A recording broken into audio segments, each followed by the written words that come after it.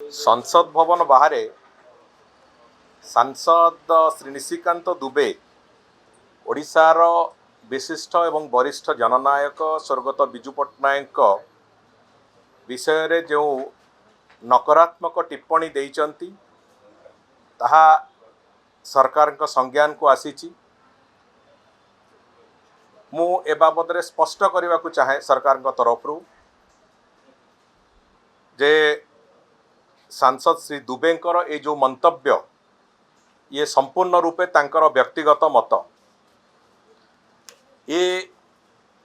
एभली एक मंतव्य अपरिणामदर्शी मंतव्य एक कथा कौनसी मते भी ग्रहणीय नुहे एवं तांकर ये मंतव्य माननीय मुख्यमंत्री को आरंभ करिकी आम समस्त को गभीर भाव में व्यथित करिछि एवं आमे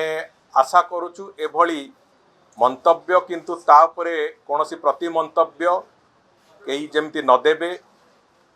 ये अग्रहणीय कथा को आउ थे जमी पुनरावृत्ति नहब एपाई आम समस्त को नवेदन करुँ। देखो से मु अनुरोध कली समस्त को जे एभली एक मंतव्य किंबा तापरे कौनसी प्रति मंतव्य दबा एवं या उपरे नहीं कौनसी राजनीति करवा